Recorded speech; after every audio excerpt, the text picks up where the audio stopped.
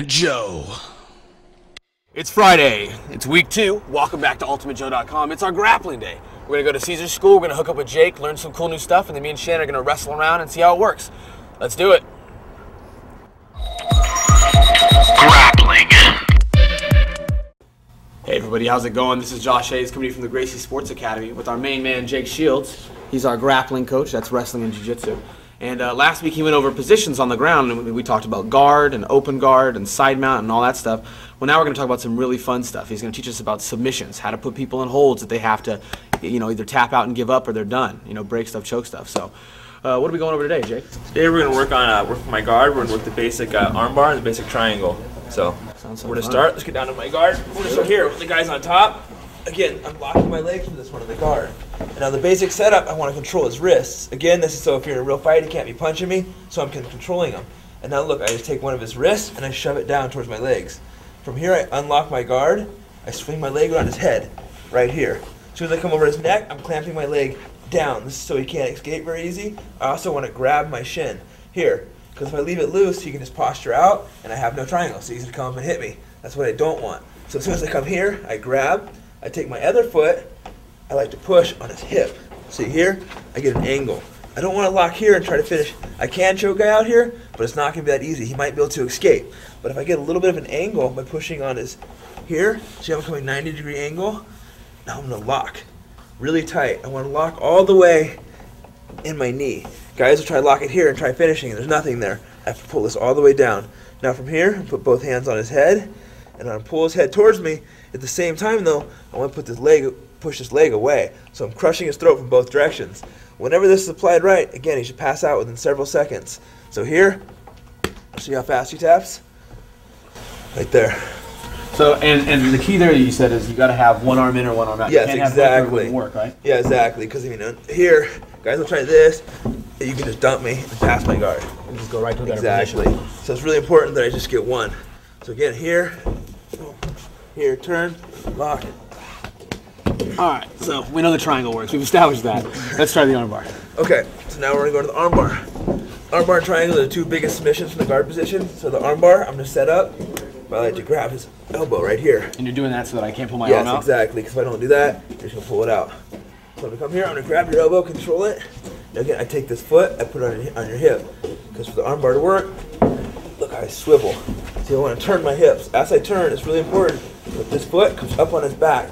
This is keeping you locked down and in position. Because it's hard for you to escape this now, because I'm holding you down with my foot. Holding me in place. Exactly, you're locked in. And now, if you're leaning into me, I'll push your head back on my hand. If you're not, that's all I do. See, I take this foot right over your head.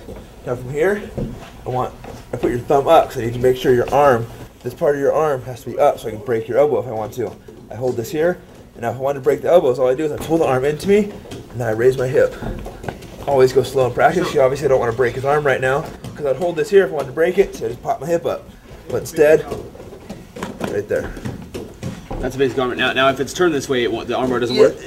Sometimes it will, but not near as well, because if your arm gets out at the right angle, it's hard for me to get that. See, now it's not really hurting you, hurting a little, but not as bad. So as soon as I turn this up, feel the pressure. It goes right back into that position. Yeah, exactly. And you can really feel it there too. It can either break the elbow, it can hyperextend it. Yeah, it can break the elbow. Sometimes I've seen it breaking the arm right here.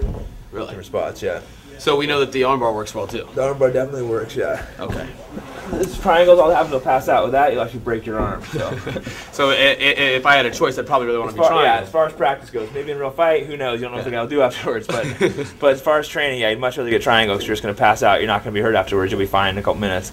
Armbar, you'll break your arm. Okay. So then I one last question for you. The triangle and armbar seem like they're pretty similar positions where you're starting from. Is there any way that you can go back and forth from these? Yeah, actually, the more advanced you get, you go between them all the time. One common way of hitting them, I'll be going for a triangle here. Say if I can't quite finish this for whatever reason, the guy starts posturing up. See, switch to the armbar right here. So, and there are times switch between armbars and triangles, not as well, but like sometimes here, if the guy pulls this arm out, like pull this arm comes out, right into a triangle. So you go back and forth together really well. Back and forth. Yeah. Oh, there you go. There's Jake showed us some really cool submissions. We know they work. You saw my face. I almost passed out a couple times. Triangles, arm bars. These are the fundamentals of submissions in jiu-jitsu. We had a blast. Thanks to Jake. Thanks to the Gracie Academy for letting us come out here. We'll see you guys next week. The armbar and the triangle. Those are the two focus for today.